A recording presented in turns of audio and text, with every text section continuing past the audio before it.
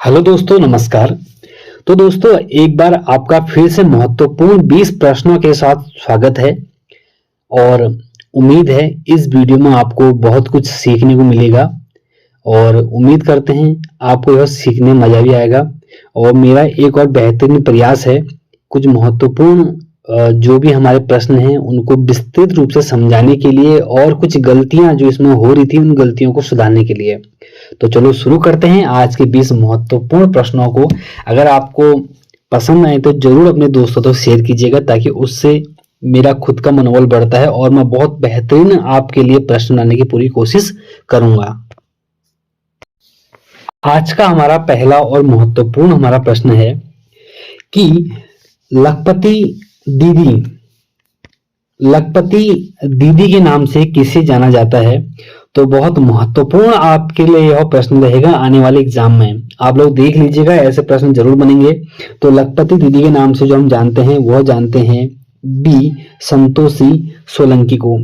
अच्छा, संतोषी सोलंकी क्यों चर्चा में आई थी, ये बहुत महत्वपूर्ण एक विषय है जानने के लिए। अभी हाल ही में गणतंत्र दिवस हमारा मनाया गया था। तो उस गणतंत्र दिवस में जो उत्तराखंड से मुख्य अतिथि थी वो यही हमारी थी संतोषी सोलंकी।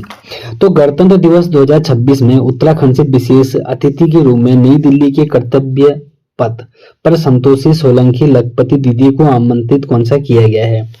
अब आप लोग कहेंगे कि लखपति दीदी तो एक योजना है। जी बिल्कुल, एक योजना है और उसी योजना से ही संबंधित ये एक महिला है जो लगभग 2018 से अपने कार्य क्षेत्र में काम कर रही हैं। तो इनको एक विशेष नाम भी दिया गया और इनको आमंत्रित कौन सा किया गया था। तो जिसमें हम बोलते हैं लखपति दीदी, वह है हमारी संतोषी सोलंकी। और गणतंत्र दिवस 2026 में उत्तराखंड की झांकी की जो थीम थी वो थी आत्मनिर्भर उत्तराखंड। और मुख्यमंत्री लखपति दीदी जो योजना है यह 4 नवंबर 2022 को हमारी क्या हुई थी, शुरू हुई थी। हमारे श्री पुष्कर सिंह धामी उत्तराखंड मुख्यमंत्री द्वारा यह मुख्यमंत्री लखपति दीदी योजना प्रारंभ कौन सा की गई है। हालांकि इसका जो लक्ष्य था वो 2025 तक इसका लक्ष्य था, लेकिन यह वर्तमान में भी यह योजना चल रही है। कुछ और नाम जो आपको जानने हैं, देखो मैंने कुछ महत्वपूर्ण प्रयास किया है, कलरफुल तरीके से आपको पढ़ाने का एक प्रयास मेरा हुआ है, इसीलिए वीडियो नहीं आ पा रही थी। तो आप लोगों को भी एक मजा आए ताकि हाँ कुछ दिख रहा है सामने, तो इसीलिए देर है पर अंधेर नहीं है। मेरी आने वाली महत्वपूर्ण सीरीजों में मजा आएगा आप लोगों को। आप लोग देखते रहिए और इस चैनल को सब्सक्राइब कर लीजिए क्योंकि ये बहुत ही एग्जाम्पल एक टेस्ट सीरीज यहाँ पर शुरू हो गई है। तो कुछ नाम मैं पहले भी आपको बता चुका हूं, फिर से बता रहा हूं, जैसे कि रेड राइस लेडी वो है स्वतंत्री बधानी, मशरूम गर्ल दिव्या रावत। और एक महत्वपूर्ण बात, दिव्या रावत ने शायद सीख ली हो बीना देवी से, जो कि भारत में मशरूम महिला के नाम से जानी जाती हैं। तो जरूरी नहीं कि ऐसा ही हो, फिर भी आप लोग ध्यान देना, भारत के दृष्टि से मशरूम महिला जो बोलते हैं बीना देवी को बोलते हैं और उत्तराखंड में मशरूम गर्ल बोलते हैं दिव्या रावत को। ढोल गर्ल वर्षा बनवाल और लाठी आर्ट कंचन जदली, मांगल girl Nanda Sati, Pirul women Manju Shah, snow girl Menka Juyal, भूली कला तान्या कोडनाला, फ्लाइंग गर्ल भागीरथी बिष्ट। अभी हाल ही में एक मैराथन दौड़ हुई थी, उसमें भागीरथी बिष्ट ने गोल्ड मेडल जीता था। यह चमोली से संबंधित हैं और अखबारों में आया था फ्लाइंग गर्ल, और एग्जामिनर का क्या पता कौन से दिमाग का फंसक जाए तो आ सकता है। तो इसीलिए ये ध्यान देना, जो मैंने फ्लाइंग गर्ल है भागीरथी बिष्ट को यहाँ पर आपको बताया है, या आप लोग उसको नोट कर लीजिएगा क्योंकि एग्जाम की दृष्टि से कई अखबारों में भी चर्चित था हमारा नाम। और जब बात करते हैं हम लोग हैट्रिक गर्ल वंदना कटारिया, क्यों बहुत महत्वपूर्ण आई वंदना कटारिया, क्योंकि इन्होंने अभी हॉकी से संन्यास ले लिया है, इनको बोलते हैं हैट्रिक गर्ल। पहाड़ की गांधी राधा भट्ट 2025 में इनको पद्मश्री सम्मान मिला था, इसलिए चर्चा में थी। और उत्तराखंड की नमक वाली महिला यह Shashi Bahuguna Raturi, last time exam पूछा गया है।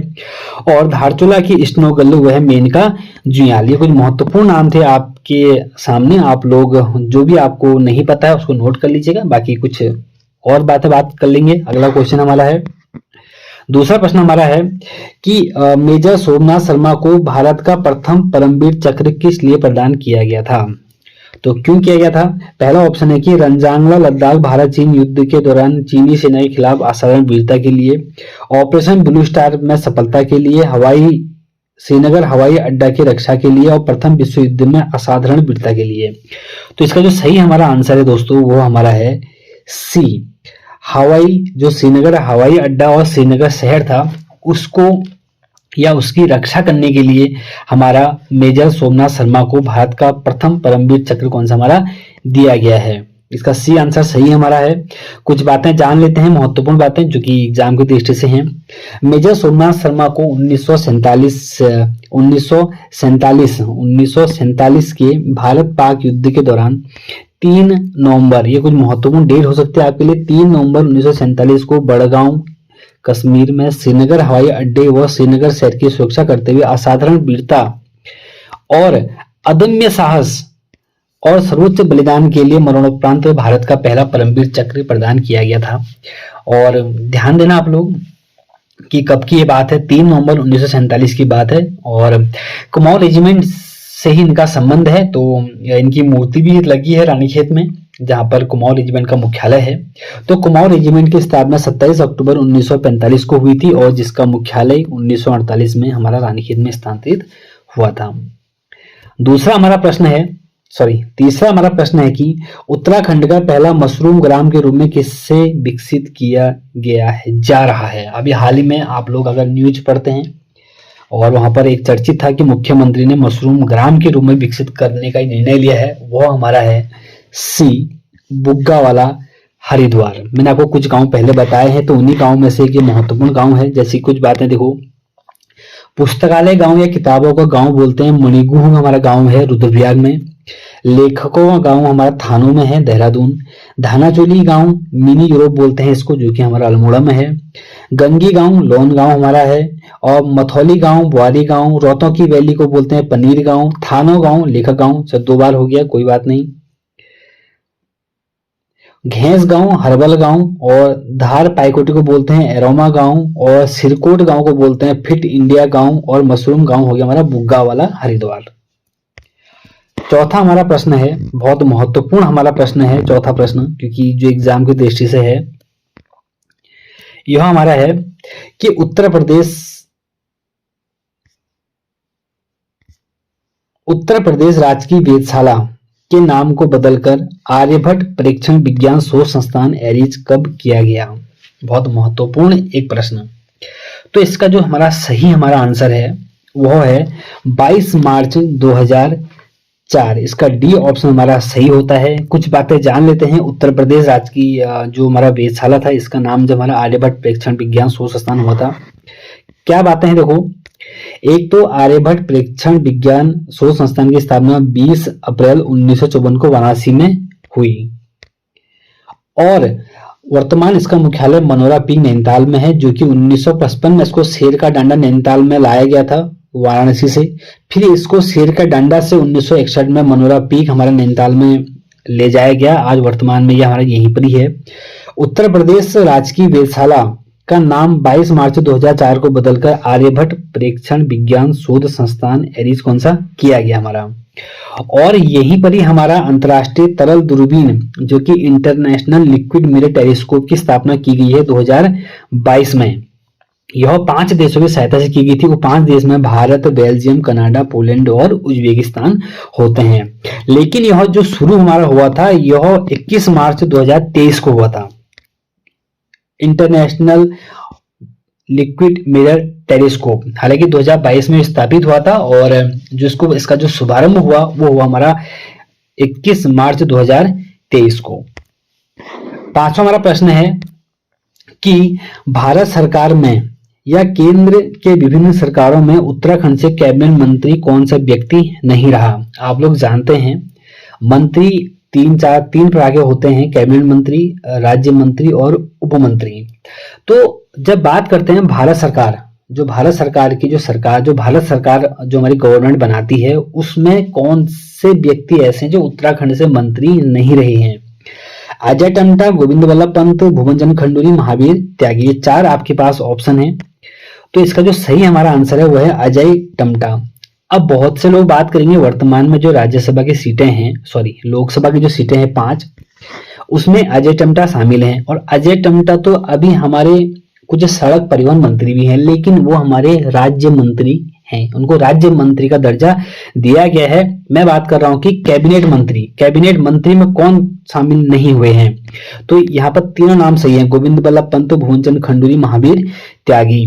जब बात हम करते हैं केंद्र की विभिन्न सरकारों से उत्तराखंड में कैबिनेट मंत्री कौन कौन रहे आज तक, एक तो नाम सबसे बड़ा नाम है गोविंद बल्लभ पंत, जो कि गृह मंत्री हमारे रहे थे। महावीर त्यागी जो राजस्व एवं लोक व्यय मंत्री रहे थे हमारे। हेमवती नंदन बहुगुणा जो कि संचार पेट्रोलियम मंत्री रहे थे हमारे।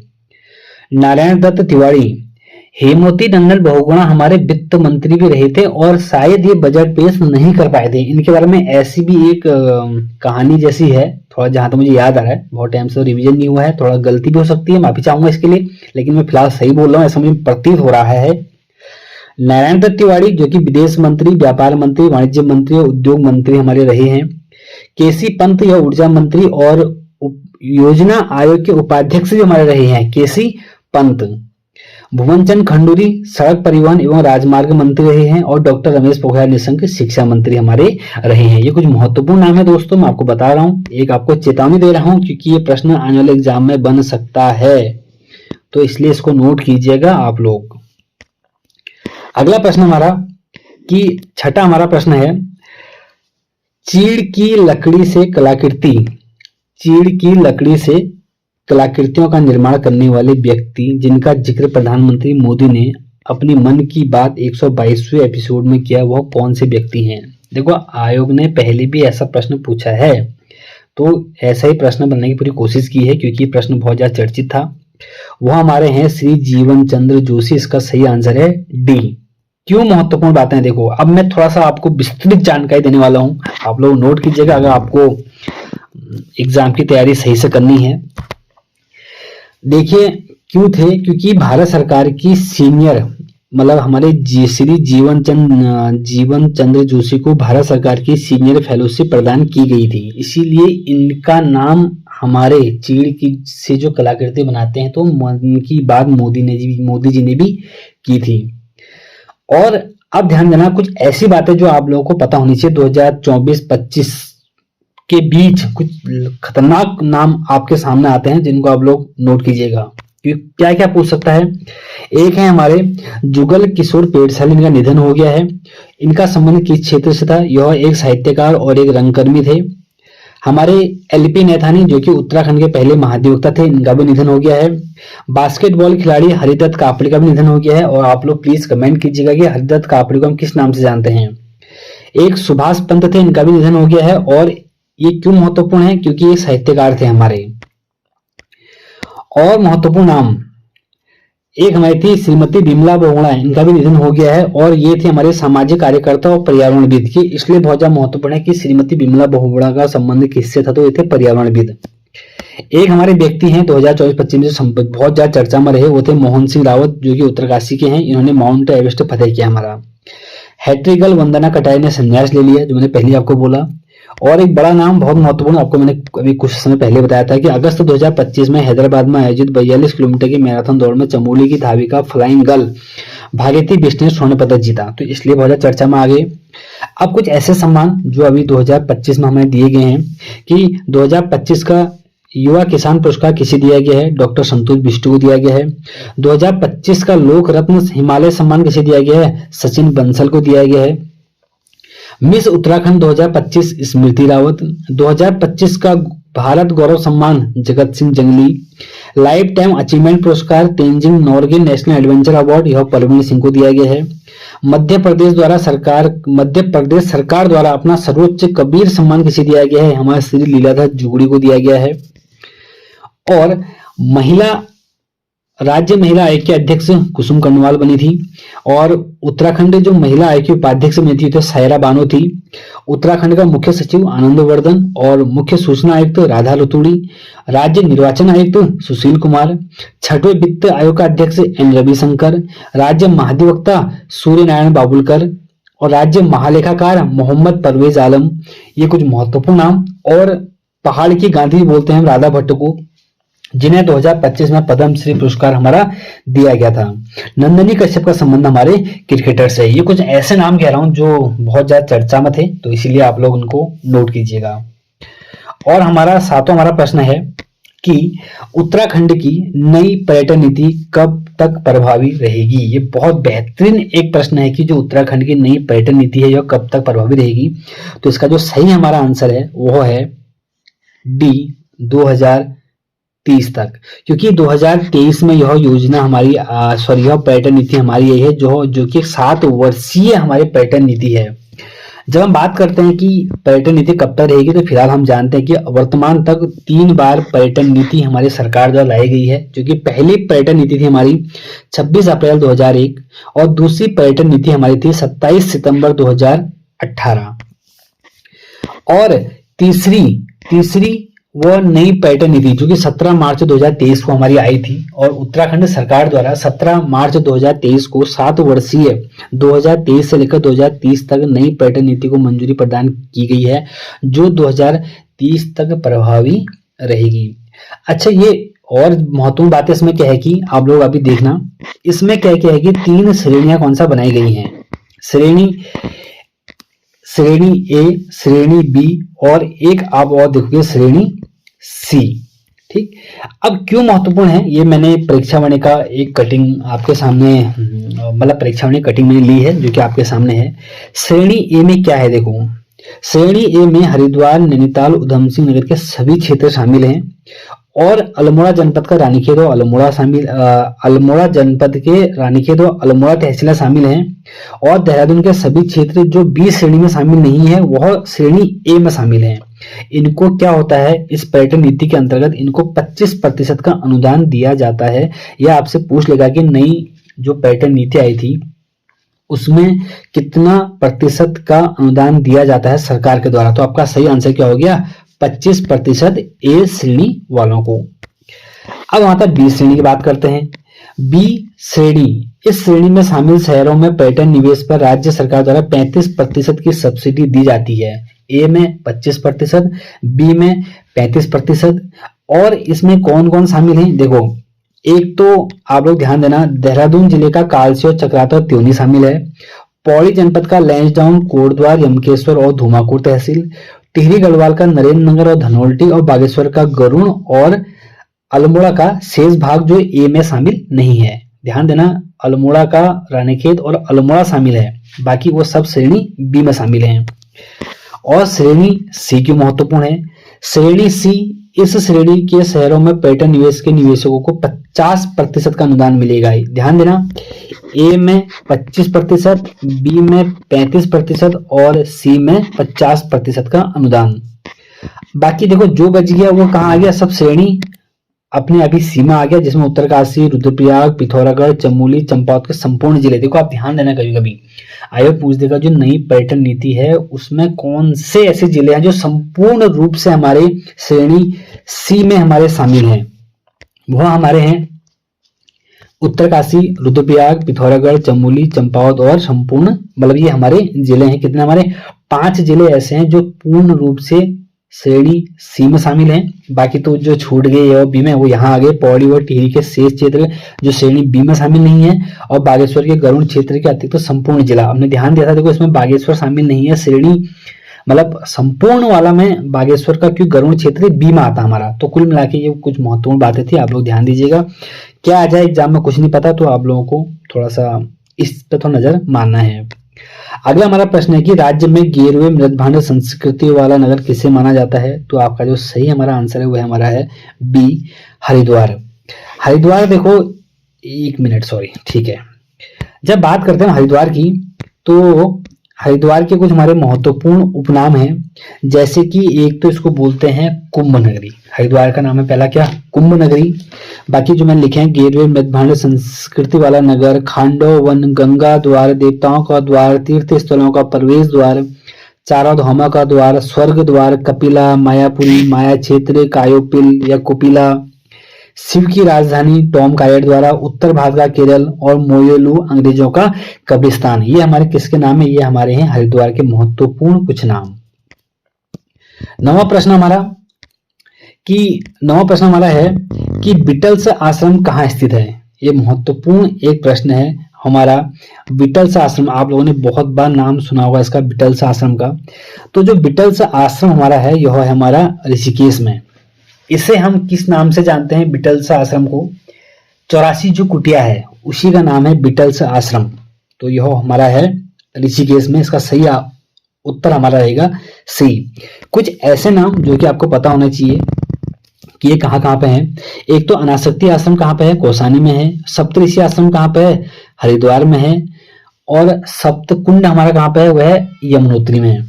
अत्रि मुनि आश्रम गोपेश्वर में। अरविंदो आश्रम कहाँ पे है? नैनीताल में। डोल आश्रम अल्मोड़ा में है।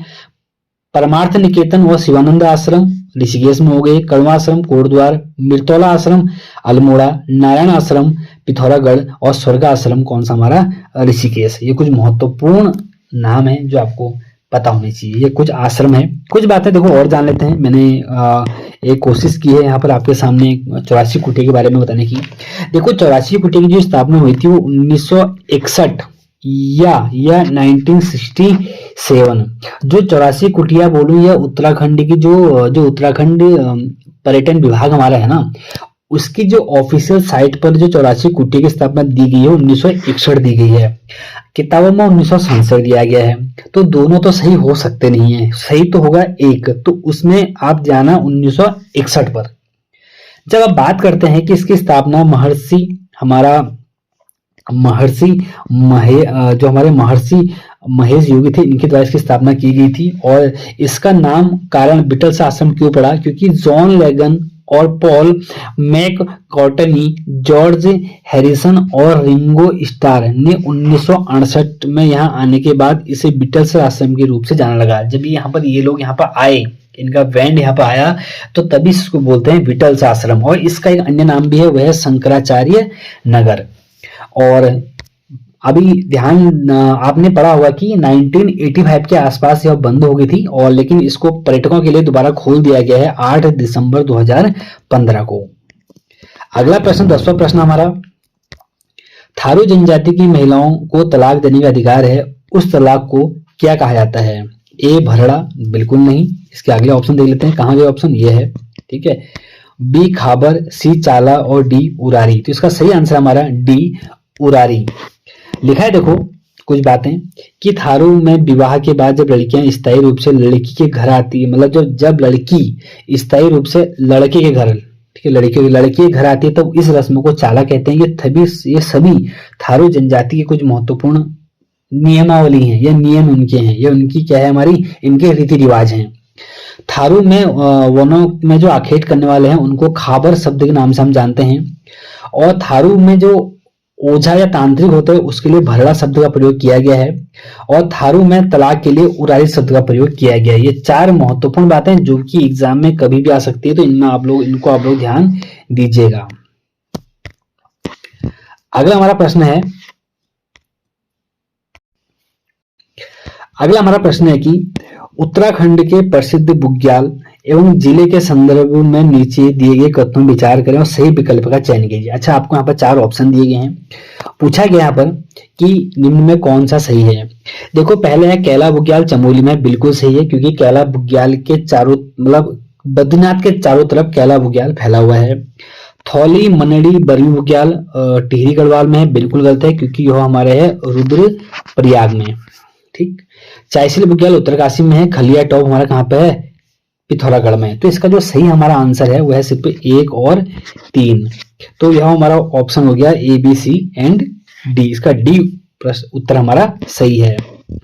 अच्छा, नीचे कुछ प्रश्न दिए, नीचे कुछ किताबें दी गई हैं। लिखा है देखो कि नीचे कुछ पुस्तकें और उनके रचनाकार दिए गए हैं। निम्न कथनों पर विचार करें और गलत का चयन करें।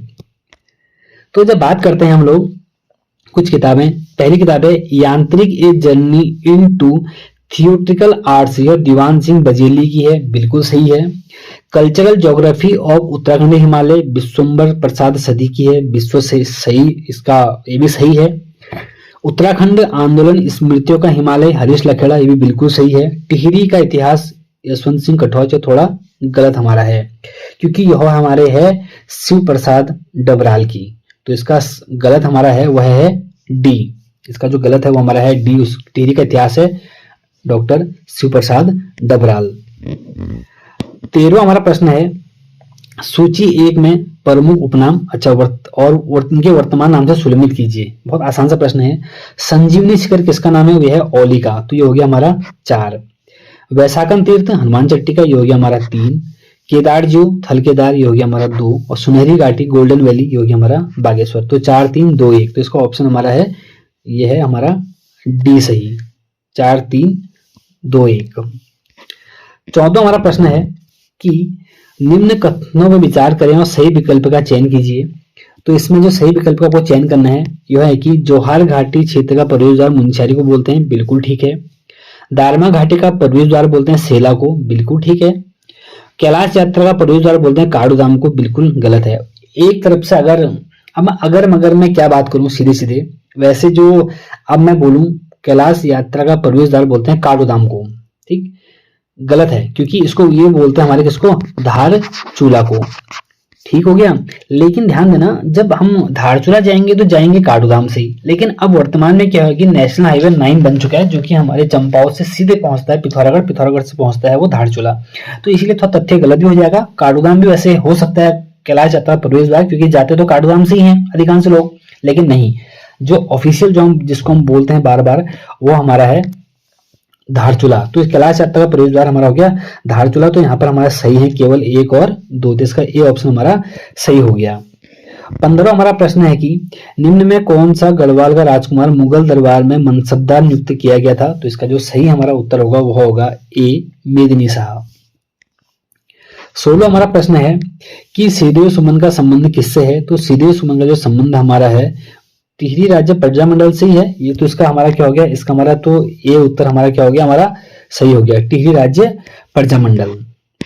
और 17वां हमारा प्रश्न है, निम्न में से कौन कुमाऊं परिषद के संस्थापकों में नहीं थे? देखो ये प्रश्न आयोग के द्वारा पूछे गए हैं, तो ये कुछ प्रश्न आपको डायरेक्ट मैं जो प्रीवियस एग्जाम हुए हैं तो वहीं से रिविजन के तौर पर दे रहा हूँ, लेकिन 10 महत्वपूर्ण जो शुरू के प्रश्न होंगे वो तो एक अलग लेवल के होंगे, लेकिन जो 10 प्रश्न बाद के होंगे यह जो एग्जाम हुए हैं उन्हीं से हमारे रिलेटेड कौन से हमारे होंगे।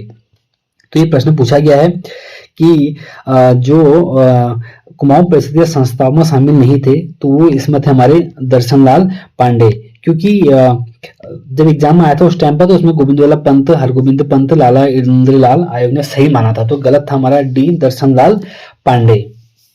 और 18वां हमारा प्रश्न है, सालम का शेर किसका उपनाम है? तो सालम का शेर हम बोलते हैं बी, राम सिंह आजाद। तो इसका जो हमारा सही उत्तर होगा वो हमारा होगा बी, राम सिंह आजाद। 19वां हमारा प्रश्न है कि कालसी अभिलेख किस वंश से संबंधित है? तो कालसी अभिलेख का जो संबंध है यह हमारा, इसका उत्तर हो गया डी, मौर्य से, क्योंकि अशोक का शिलालेख हमारा मिला है कालसी से, तो इसका डी आंसर हमारा सही होगा, मौर्य। कुमाऊं परिषद का कांग्रेस में विलय कब हुआ? ये हमारा आज का अंतिम प्रश्न है। तो 20वां प्रश्न है, कुमाऊं परिषद का कांग्रेस में विलय कब हुआ? तो इसका जो सही हमारा आंसर है वो होगा हमारा क्या होगा, सी, 1926। क्योंकि आप लोग जानते हैं कुमाऊं परिषद की जो स्थापना हुई थी वह 1916 में हुई थी, जहां पर हम देखते हैं कि नैनीताल के मझेड़ा में इसकी स्थापना हुई थी। और उसके बाद लगातार 1917, 18, 19, 20, 1923, 1926 में इसके हमारे 6 अधिवेशन हमें देखने को मिलते हैं, जो कि अल्मोड़ा, हल्द्वानी, कोटद्वार, काशीपुर और टनकपुर और गनियादोली रानीखेत में देखने को मिलते हैं। और इसी गनियादोली का जो 1926 का अधिवेशन था, और यहीं पर ही क्या हुआ था, कुमाऊं परिषद को कुमाऊं कांग्रेस में या अल्मोड़ा कांग्रेस में शामिल कौन सा किया गया था। बाकी आगे की जानकारी कुमाऊं परिषद के बारे में बहुत कुछ बातें हैं, वो हम जानेंगे जो लगातार आने वाली वीडियो हैं। तो ये एक मेरा नया प्रयास, और इसमें टाइपिंग मिस्टेक मैं बोलूं तो एक ना के बराबर मैंने मिस्टेक करी है। बहुत कोशिश की थी एक अच्छा कंटेंट आपके सामने में लेके आऊं, तो मेरा प्रयास थोड़ा सा मुझे खुद खुशी हुई कि थोड़ा सफल रहा। बाकी आप लोग अपना राय जरूर दें, क्या ये आपको प्रयास मेरा कैसा लगा? तो अगर अच्छा लगा तो फिर से एक बार, अब लगातार सीरीज चलेगी, क्योंकि अब थोड़ा टाइपिंग का तरीका मैंने सीख लिया है, तो अब आपको इसमें कोई लेट पेड नहीं होगी। लेकिन आप लोग जरूर साथ दें, वीडियो को आप लोग लाइक करें, चैनल को सब्सक्राइब करें और अपने दोस्तों तक जरूर शेयर करें ताकि मेरा भी मनोबल बढ़े और बहुत बेहतरीन आपके लिए मैं लगातार सीरीज चलाऊं। तो मिलते हैं एक नई वीडियो में, तब तक के लिए धन्यवाद, नमस्कार।